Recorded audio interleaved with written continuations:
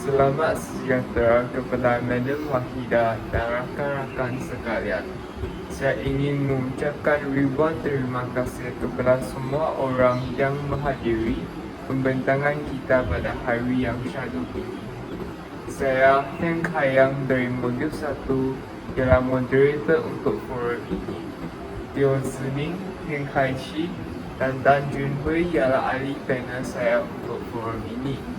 Pada hari ini, topik yang kita akan membentangkan ialah nilai-nilai murni kekeluargaan. Pada era pemodenan yang dihambat dengan pelbagai kemajuan, kita sering disajikan polemik yang berkaitan dengan nilai-nilai murni kekeluargaan. Sebelum saya mendalami perbincangan pada hari ini, saya akan menerangkan maksud tajuk nilai-nilai murni kekeluargaan. Kekeluargaan adalah unit asas komuniti. Setiap anggota keluarga mestilah berusaha untuk mengekalkan kehidupan berkeluarga dengan menjaga kebajikan anggota keluarga.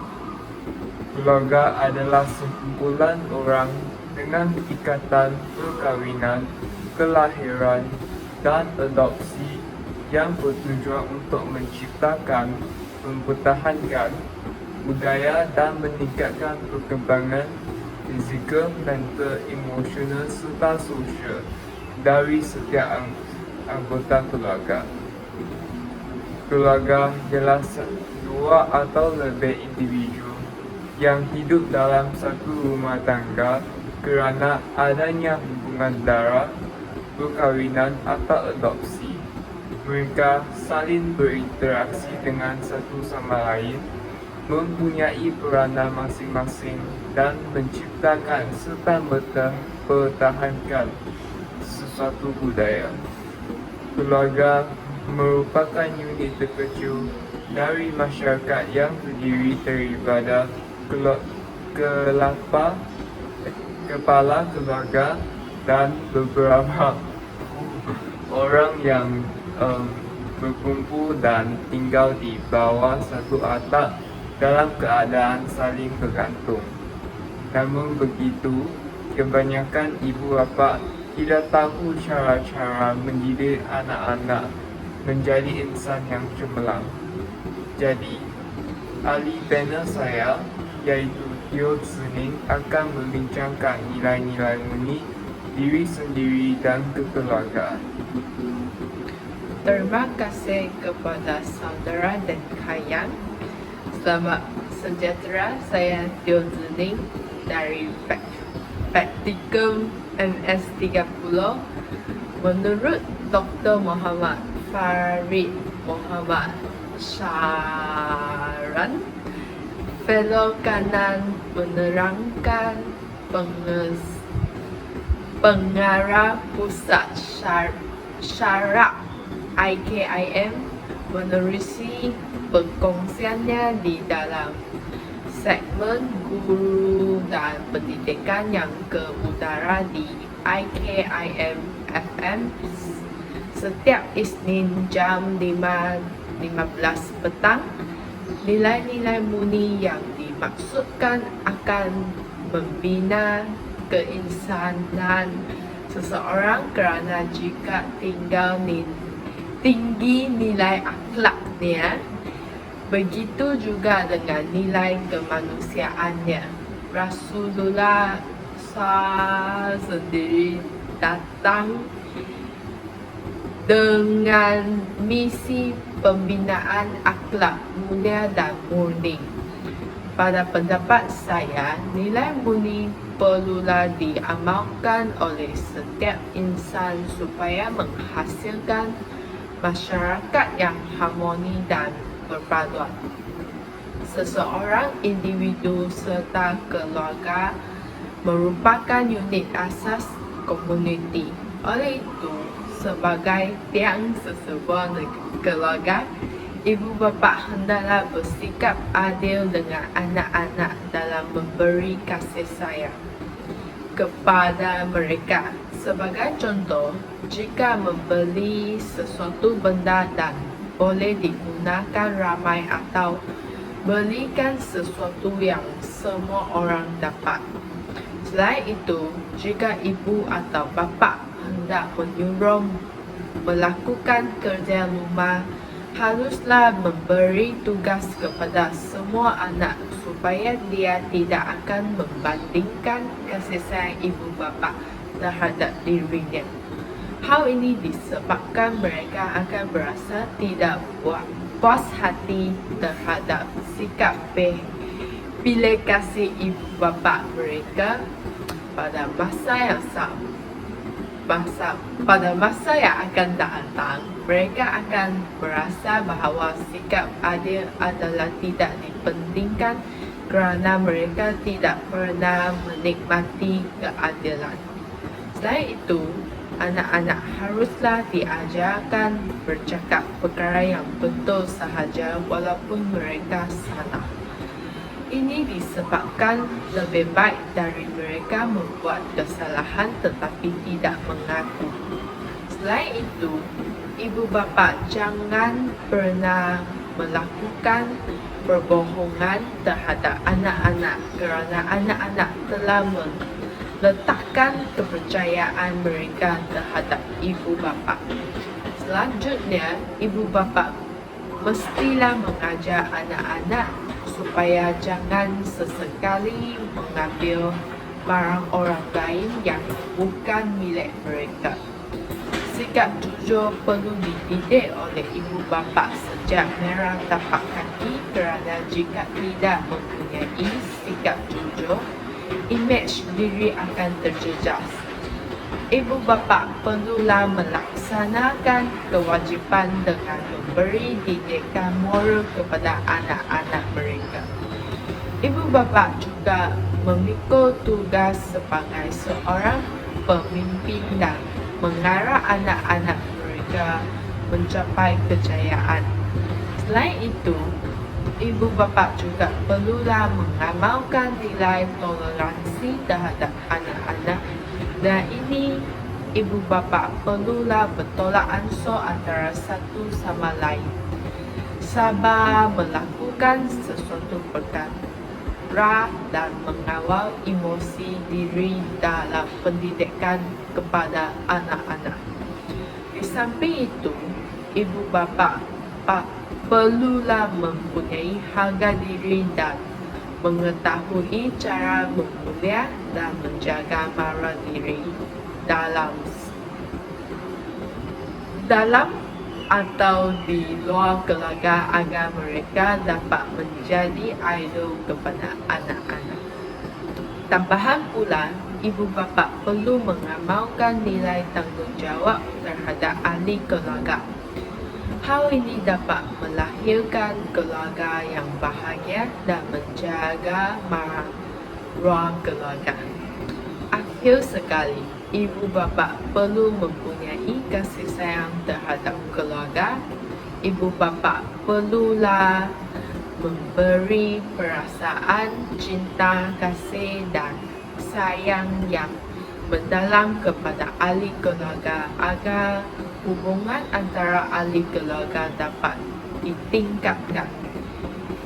Itu saja daripada saya. Sekian, terima kasih. Terima kasih Tio Sening menjelaskan tentang nilai-nilai murni dalam kekeluargaan untuk membentuk anak-anak sebagai anak-anak yang bertanggungjawab dan berdisiplin. Bukan sahaja anak-anak, ibu bapa juga membentuk nilai harga diri dan kasih sayang terhadap keluarga. Dengan nilai-nilai murni ini, anak-anak dan ibu bapa akan membentuk sikap yang baik dan menjadi insan yang mulia, unggul dan utopia. Semua orang akan menjadikan mereka sebagai contoh yang baik dan mengharumkan nama keluarga mereka. Yang merah itu saga, yang kulit itu kendi, yang indah itu bahasa, yang elok itu budi. Demikianlah ungkapan yang menggambarkan kepentingan nilai murni dalam kehidupan kita. Tanpa nilai murni, ibu bapa tidak akan menjadi anak-anak. Mereka menjadi manusia yang berjaya dan akan menghadapi berbagai masalah pada masa depan mereka. Namun begitu, sebagai ibu bapa yang berkurangan pengalaman mendidik anak-anak, apakah tanggungjawab ibu bapa untuk melahirkan anak-anak yang bermoral? Oleh itu, Engkaishi akan membincangkan peranan ibu bapa membentuk nilai-nilai murni dalam anak-anak. Selamat sejahtera, saya Tan Kai Chi. Saya dari Vertikum MS30. Dalam mengejar arus kemodalan, negara Malaysia telah duduk sama rendah, berdiri sama tinggi setanding dengan negara maju yang lain. Rakyat Malaysia telah dapat menghirup udara kemerdekaan dan hidup dengan harmoni dan sejahtera. Namun dalam pada itu, masih ada permasalahan yang mengocak jiwa yang menjadi duri dalam daging, iaitu masyarakat hari ini memandang enteng terhadap budaya nilai-nilai murni. Langkah proaktif perlu dilaksanakan dan pelbagai mansyat dan uslub yang drastik, pragmatik dan inovatif perlu diungkaikan secara matang dan dileraikan secara bijaksana lantaran budaya nilai-nilai murni kian hari kian lenyap dan ini menimbulkan kebimbangan dan kerisauan di benak jiwa kita jika masalah ini berterusan. Lantaran itu, ibu bapa merupakan golongan vital untuk menangani permasalahan ini. Seperti yang sedia maklum, ibu bapa merupakan insan yang paling dekat dan terhampir dengan anak-anak mereka. Jadi, sudah pastinya ibu bapa merupakan wadah yang berkesan untuk melahirkan individu yang mengamalkan nilai-nilai murni. Menurut nada yang serupa, ibu bapa berkewajiban mendidik dan membimbing anak-anak mereka. Ibu bapa lah yang mencorak kain anak-anak mereka sama ada hitam ataupun putih. Jika baik, maka baiklah impak yang diterima dan sebaliknya.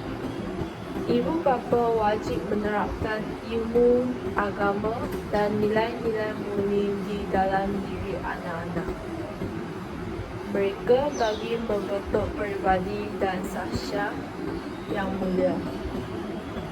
Tidak hanya mencukupi pengajaran formal yang diterima di sekolah, di rumah juga ibu bapa perlu memainkan peranannya kerana meletur bulu biarlah dari rebungnya.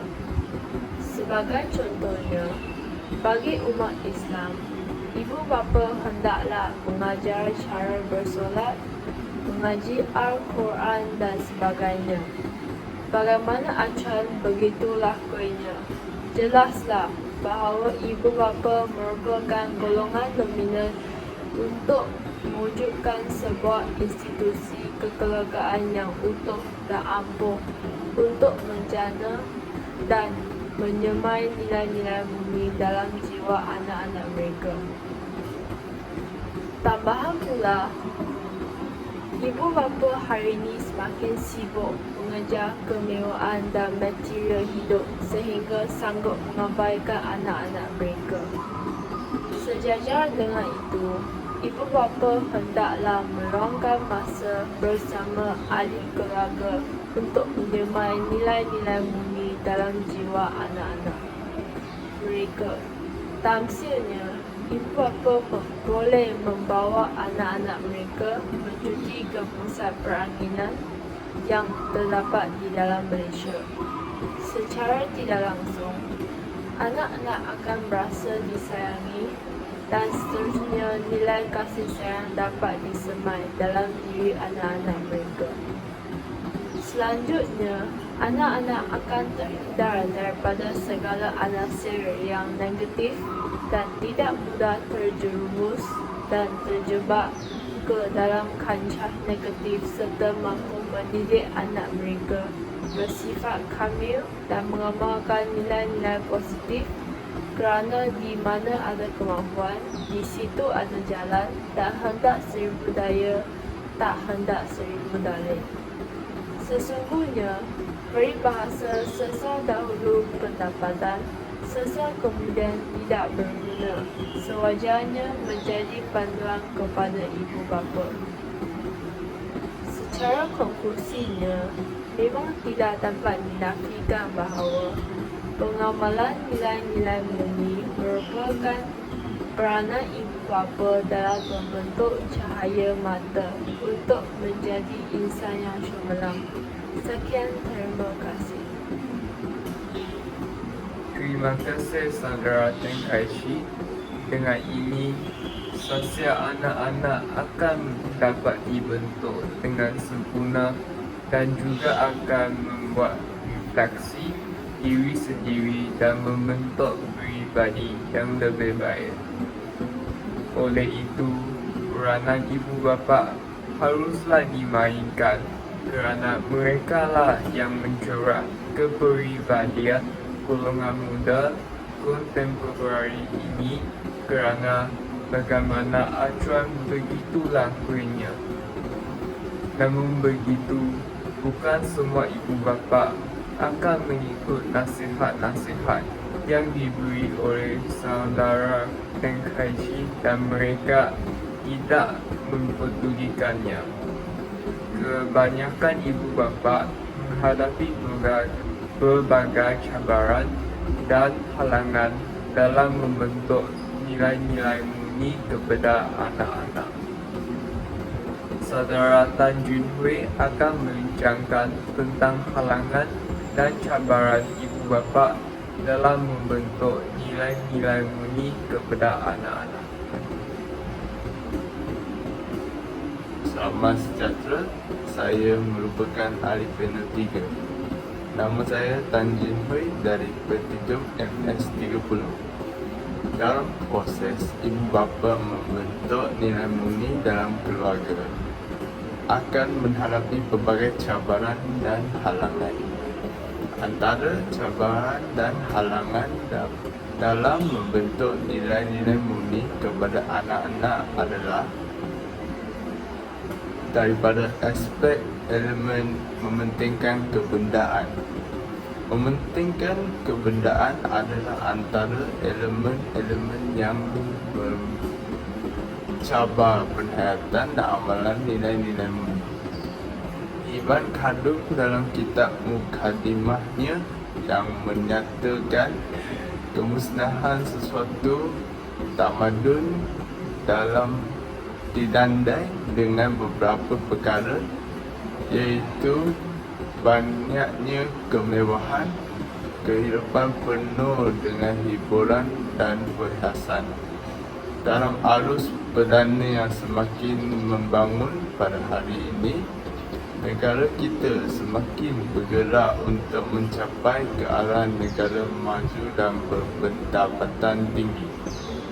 Oleh itu, ibu bapa akan semakin mementingkan kebendaan kerana memikirkan taraf hidup mereka yang semakin tinggi.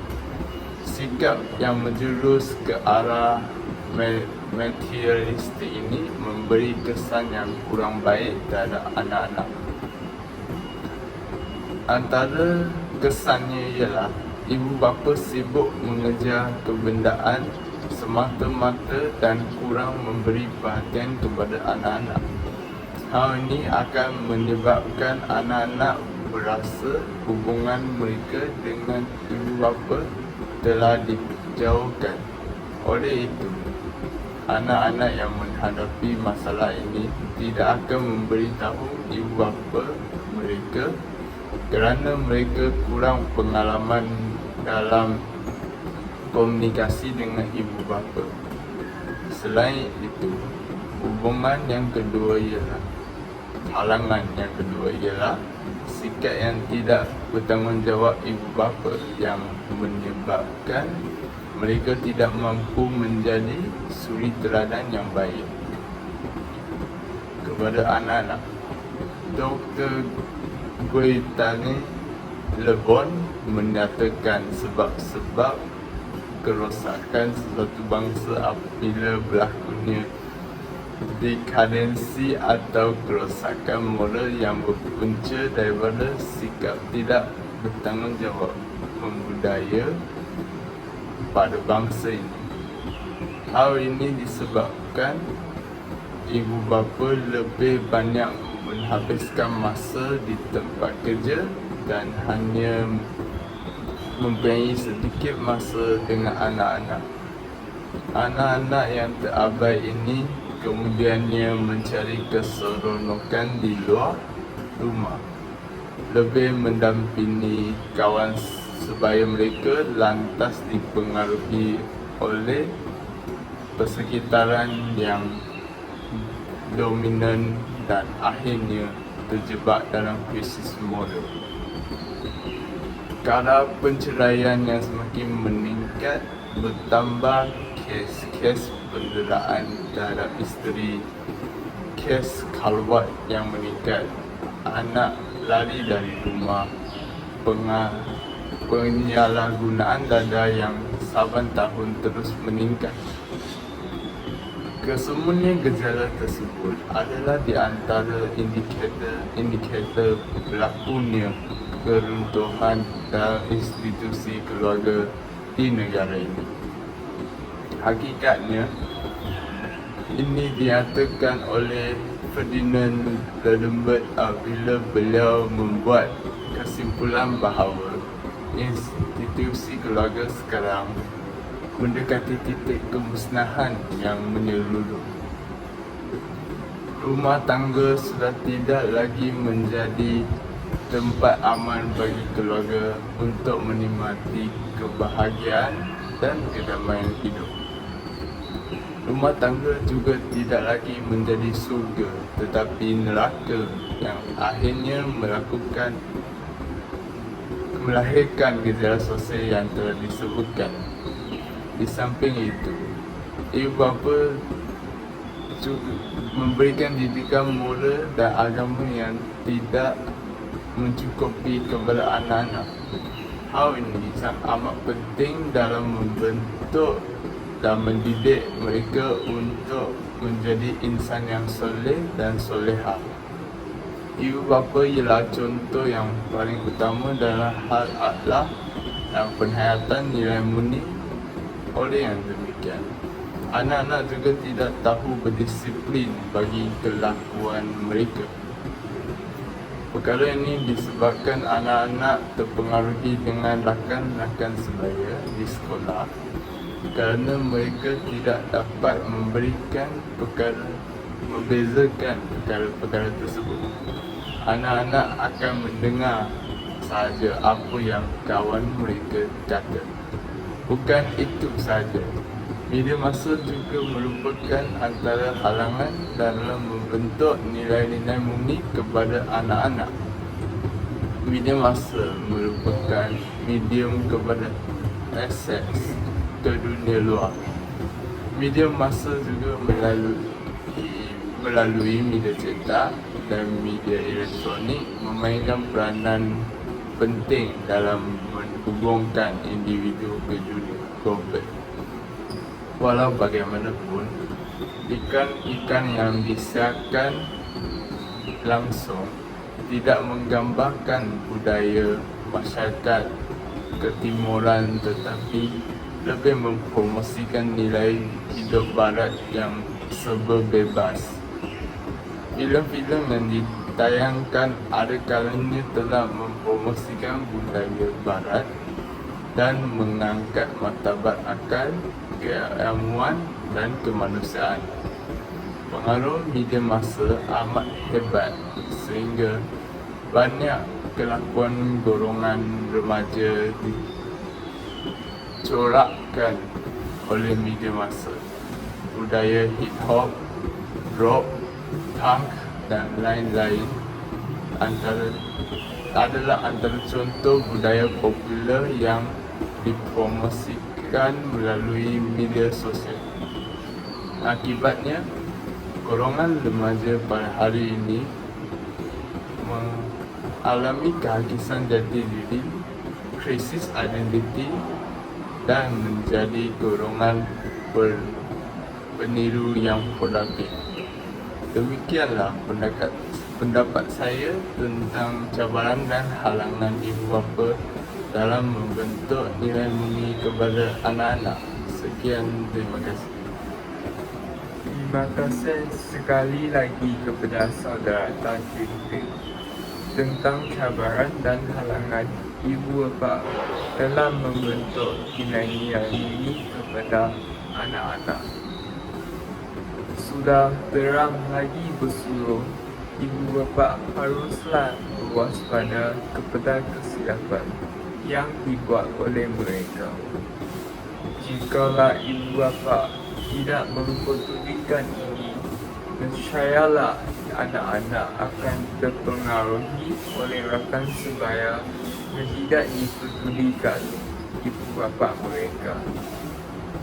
Ibarat murai berkicau hari siang, Malaysia merupakan negara yang indah di mata dunia serta mempunyai masyarakat yang berbilang tahun akan kelihatan buruk sekiranya gejala sosial dalam kalangan masyarakat masih belum dibentuk. Berkata pepatah Melayu, kerana nilai sedikit rosak susu sebelangkah. Anak-anak diibaratkan kain putih yang perlu dicorak dengan sempurna agar kelihatan cantik dan elok dipandang mata. Maka bersama-samalah kita berganting bahu menyahut cabaran dengan mengembelengkan tenaga membentuk sasial anak-anak agar mereka dapat membawa kegemilangan negara di mata dunia suatu hari nanti. Imam Al-Ghazali mengatakan, apabila kamu hendak mengenali wajah, lihatlah pada cermin. Tetapi apabila kamu hendak mengenali diri, lihatlah pada wajah. Kata-kata tersebut menggambarkan berapa penting kepribadian dan akhlak mulia menjadi tali pengukur kepada setiap individu. Terima kasih kepada semua penonton. Sekarang kita ingin menjemput semua penonton untuk bertanya soalan tentang nilai-nilai murni kekeluargaan dan kita akan membuat yang terbaik untuk menjawab kamu semua. Sebelum forum ini, kita telah mengumpul beberapa soalan dan akan menjawabnya pada hari ini. Saudara Elvin Lee telah memberi satu soalan kepada kita. Soalannya ialah, mengapakah nilai-nilai murni perlu diamalkan oleh diri sendiri dan keluarga? Saya ingin menjemput saudari Teo Zeni untuk menjawab soalan. Dipersilakan. Nilai murni boleh memartabatkan masyarakat untuk menjadi masyarakat kelas pertama yang berteraskan prinsip yang mulia sama ada dalam agama, komuniti, bangsa dan negara. Masyarakat yang mengamalkan nilai murni dalam kehidupan harian mereka adalah masyarakat yang bertamadun. Sekiranya seseorang individu itu diterapkan dengan nilai murni seperti hormat menghormati, jujur dan amanat, mereka tidak langsung akhlak yang mulia. Dapat dibentuk secara pribadi, lebih banyak lagi perlu dilakukan untuk menyemai nilai-nilai murni di dalam kalangan rakyat Malaysia, terutamanya generasi muda. Sekian, terima kasih. Terima kasih kepada Saudari Diozini atas pemberian jawapan yang jelas kepada soalan ini. Selain Saudara Elvin Lee, Saudari Ashley juga telah bertanya satu soalan. Soalan ini ialah, apa kata pihak lain yang menyumbang tenaga dalam membentuk nilai murni dalam anak-anak? Saya percaya Saudari Tian Kai Shi boleh memberi jawapan kepada soalan ini dan ingin menjemputnya untuk memberikan jawapannya. Dipersilakan. Pada pendapat saya, selain ibu bapa, guru merupakan pihak yang berupaya membentuk nilai-nilai murni dalam anak-anak.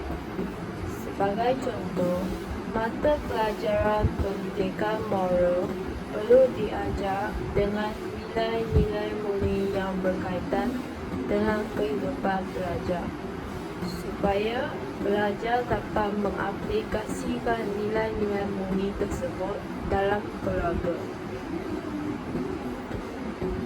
Dengan cara tersebut, nilai-nilai murni yang diterapkan secara tidak langsung dapat membantu membentuk akhlak seseorang pelajar. Justru, para guru bukan hanya mengajar mata pelajaran tersebut, tetapi merekalah perlu menerapkan nilai-nilai murni semasa proses pengajaran dan pembelajaran PDPC berlangsung agar pelajar dapat melihat berkaitan sesuatu ilmu dengan pembangunan nilai. Itu sahaja penerangan daripada saya. Sekian, terima kasih. Terima kasih Saudari Tian Kai Shi atas penjelasan yang dikongsikan kepada soalan Saudari Ashley. Seterusnya, Saudari Lam Wei Hong juga telah memberi satu soalan kepada kita. Soalannya ialah, mengapakah nilai murni penting dalam membentuk jati diri dalam kalangan anak? Saya ingin memberi peluang kepada Saudara Tan Jun Hui untuk menjawab soalan ini. Terima kasih moderator.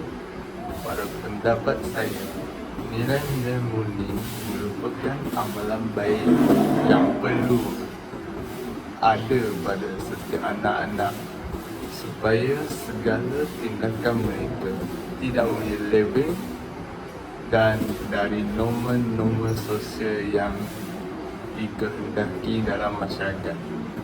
Nilai-nilai murni ini juga dapat melahirkan anak-anak yang berakhlak mulia serta dapat membentuk insan yang seimbang dari segi jasmani, emosi, rohani dan intelek. Oleh itu, anak-anak dapat membezakan perkara yang baik dan buruk dan tidak mudah terjebak dalam gejala sosial. Itu sahaja daripada saya. Sekian, terima kasih. Juga terima kasih kepada Saudara Tan Jun Hui yang telah memberi pandangannya tentang soalan tersebut. Disebabkan masa yang tidak mengizinkan, kita terpaksa untuk membawa forum hari ini kepada satu pengakhiran. Terima kasih kepada semua penonton yang telah mengeluarkan masa emas masing-masing kita Madam Wahidah yang telah memberi peluang yang berharga kepada kita untuk mengadakan forum ini. Kita berharap forum hari ini dapat membantu dan telah menambah pengetahuan semua penonton. Sekian, terima kasih.